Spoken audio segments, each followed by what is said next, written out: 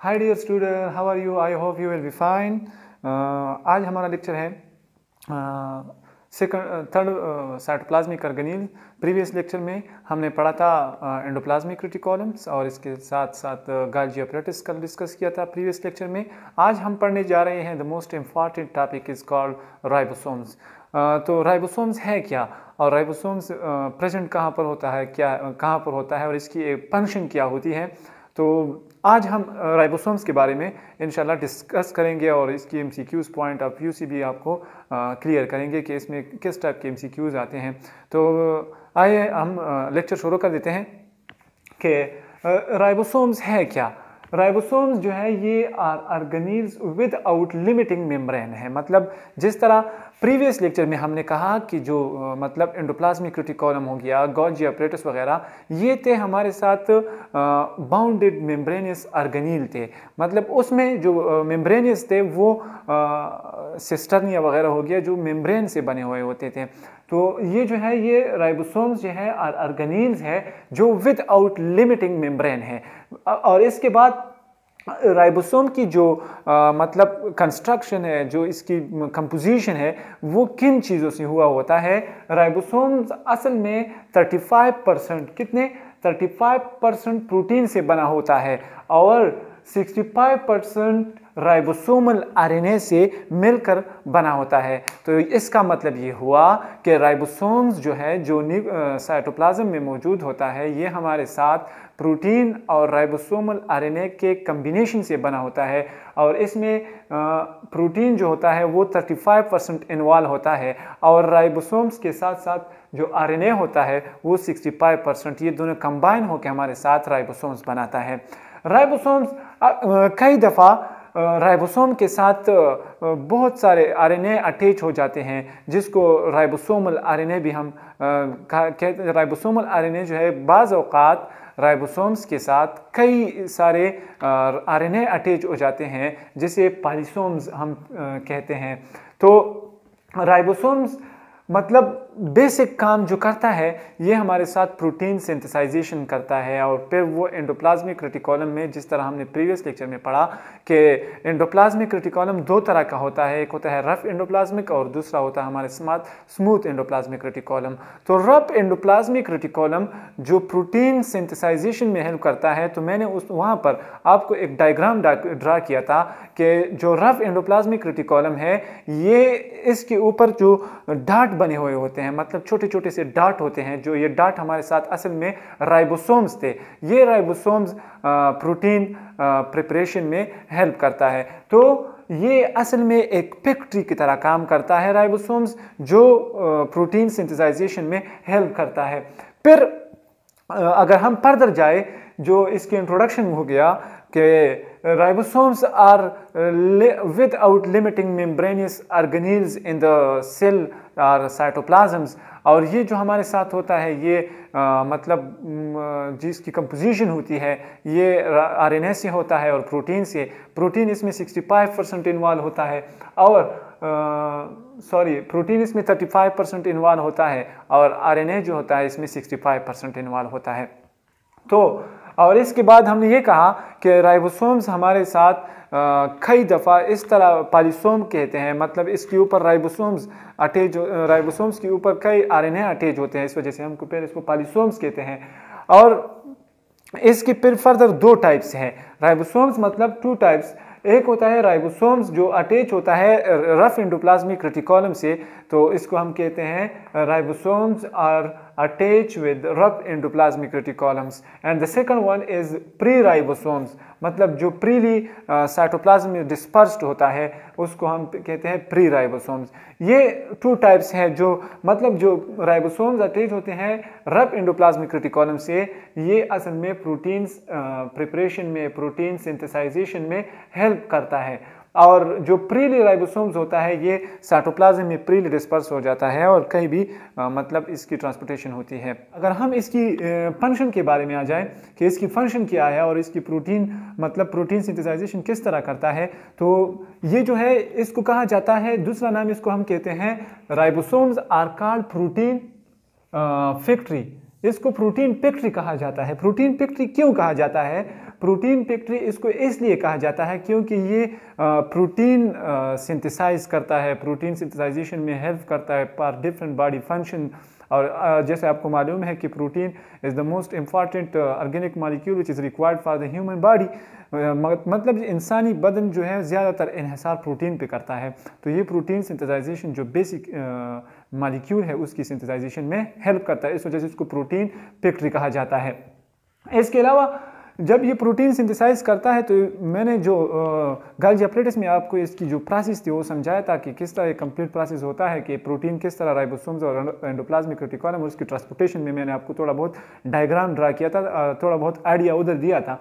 मैं भी आज उसको एक्सप्लेन करूँगा कि मतलब जो मैसेंजर आरएनए कहाँ न्यूक्लियस से आता है, जैसे कि messenger RNA carry the genetic code for protein synthesis from the nucleus to ribosomes. Messenger RNA मतलब न्यूक्लियस से मैसेंजर आरएनए निकलता है कि फला प्रोटीन बनाना है डिफरेंट बॉडी फंक्शन के लिए जो प्रोटीन बनाता है, तो वो मैसेज जो आता है वो मैसेंजर आरएनए की शक्ल में कहाँ आता है, मतलब न्यूक्लियस से निकलकर राइबोसोम में आता है। जब राइबोसोम में आता है तो राइबोसोम्स वहाँ उसकी रिव्यू करता है, मतलब उसकी मॉडिफिकेशन करता है कि उससे मतलब या ग्लाइकोप्रोटीन बनाना है या मतलब ग्लाइकोलिपिड वगैरह या सिंपल प्रोटीन बनाना है, तो ये सारा का सारा प्रोसेस राइबोसोम्स में होता है। इसके अलावा राइबोसोम्स जो है जब ये राइबोसोम में पहुंच जाते हैं मैसेंजर आरएनए, तो ये राइबोसोम जो अमाइनो एसिड होते हैं, स्मॉल यूनिट्स होते हैं, उसको अरेंज करते हैं एक बड़े से प्रोटीन में, उसको अरेंज करता है। राइबोसोम्स का फंक्शन यही है।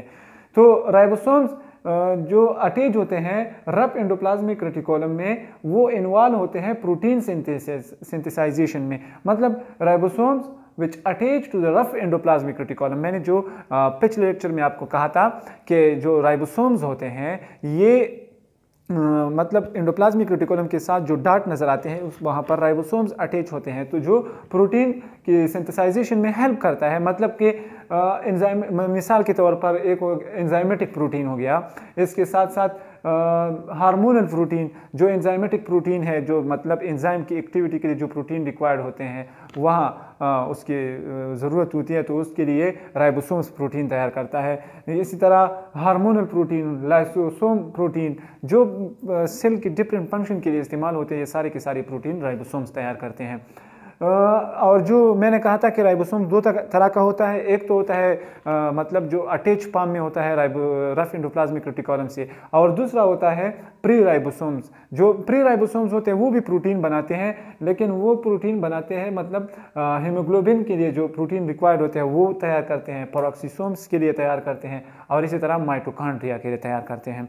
तो जो राइबोसोम्स प्रोटीन तैयार करते हैं, जिसका एक डायग्रामेटिकली स्ट्रक्चर में आपको एक्सप्लेन जिसका डायग्रामेटिकली स्ट्रक्चर में आपको एक्सप्लेन करते जा रहा हूँ कि जो राइबोसोम्स होते हैं ये इसके लिए जो मैसेज आता है असल में ये मैसेंजर आरएनए की शक्ल में आता है। मिसाल के तौर पर ये हमारे साथ हो गया एक बड़ा सा ये सेल हो गया, यहाँ इस पर डीएनए पड़ा हुआ है, ठीक हो गया, सॉरी न्यूक्लियस है। अब ये यहाँ से मैसेज आ रहा है, ठीक है, मैसेंजर आरएनए की शक्ल में,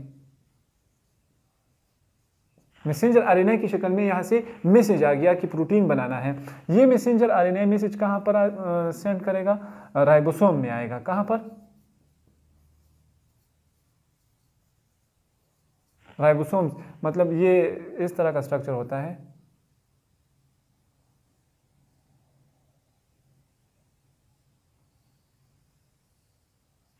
जैसे यहाँ एक इस तरह।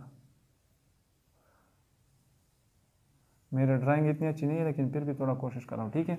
राइबोसोम्स में आता है। राइबोसोम्स टू पार्ट्स का होता है, एक होता है लार्जर सब यूनिट और दूसरा होता है स्मॉल सब यूनिट। मतलब one larger sub unit ATS और एक सेडिमेंटेशन प्रोसेस जो होता है, और एक होता है स्मॉल सब यूनिट 7TS। तो जब राइबोसोम में आता है मैसेंजर आरएनए जेनेटिक कोड की शक्ल में, जेनेटिक कोड की शक्ल में। जब राइबोसोम में आता है तो राइबोसोम यहाँ इस पर इसकी रिव्यू करता है, राइबोसोम इसकी क्या करता है, रिव्यू करता है कि कौन सी प्रोटीन, मैसेज तो वहाँ से आ गया होता है ना। तो जब राइबोसोम में आता है तो यहाँ उसकी रिव्यू होती है। किस तरह रिव्यू होती है? रिव्यू इस तरह होती है कि प्रोटीन बनाना है, मतलब जिसके लिए रिक्वायर्ड प्रोटीन है उसकी रिव्यू होता है। जब ये प्रोटीन बनाते हैं, मतलब हार्मोनल प्रोटीन, मिसाल के तौर पर हार्मोनल प्रोटीन या एंजाइमेटिक प्रोटीन, ये वगैरह प्रोटीन रेडी हो गए। तो जब ये प्रोटीन तैयार हो जाते हैं तो ये मैंने कल कहा था कि जो गाल्जी अपरेटस है या गाल्जी बॉडीज है वहाँ तक आ जाते हैं। इस तरह का स्ट्रक्चर उसका भी होता है।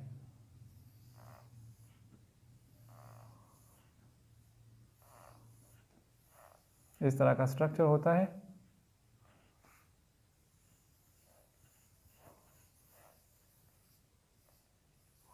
ठीक हो गया। ये राइबोसोम्स की तरफ आ गए। जब राइबोसोम से यहाँ एंजाइम वगैरह, मतलब एंजाइम के लिए या हार्मोनल प्रोटीन वगैरह रिक्वायर्ड थे, वो तैयार हो गए तो वो गाल्जी बॉडीज़ में आ जाएंगे। गाल्जी बॉडीज़ में उसकी यहाँ की ट्रांसपोर्टेशन होगी इसी तरह। और फिर जो वेसिकल्स होते हैं, जो व्हीकल के तौर पर इस्तेमाल होते हैं, वो यहाँ से निकल कर डिफरेंट बॉडी फंक्शन के लिए यूज़ होते हैं। तो डियर स्टूडेंट, आज हमने जो आपके साथ टॉपिक डिस्कस किया वो राइबोसोम्स था। राइबोसोम्स को मैंने जैसे पहले कहा कि राइबोसोम्स को हम प्रोटीन फैक्ट्री कहते हैं। ये हमारे साथ प्रोटीन की जो प्रिपरेशन है, प्रोटीन की सिंथेसाइजेशन है, उसकी प्रिपरेशन में हेल्प करता है वो, या वो प्रोटीन तैयार करता है राइबोसोम्स। फिर मैंने कहा कि राइबोसोम्स जो है इसकी कंपोजिशन है, मतलब जिसमें प्रोटीन और लिपिड इन्वॉल्व होते हैं। प्रोटीन इसमें 35% इन्वॉल्व होते हैं और राइबोसोम्स के साथ जो आरएनए अटैच होता है वो 65% होते हैं। फिर मैंने कहा कि राइबोसोम्स जो है ये 2 तरह का होता है, या तो ये फ्रीली होगा या अटैच फॉर्म में होगा। अटैच फॉर्म तो जाहिर है आपको मालूम है कि रफ एंडोप्लाज्मिक रेटिकुलम के साथ अटैच होता है, और जो प्रीली होता है राइबोसोम साइटोप्लाज्म में, वो भी प्रोटीन सिंथेसाइजेशन में हेल्प करता है। तो जैसे माइटोकॉन्ड्रिया वगैरह के लिए या ऑक्सीसोम के लिए या हीमोग्लोबिन के लिए जो प्रोटीन रिक्वायर्ड होते हैं उसकी प्रिपरेशन में हेल्प करता है। तो डियर स्टूडेंट, उम्मीद समझ गए होंगे। इंशाल्लाह नेक्स्ट लेक्चर में हम दूसरा ऑर्गेनेल्स स्टडी करेंगे। Thanks for watching.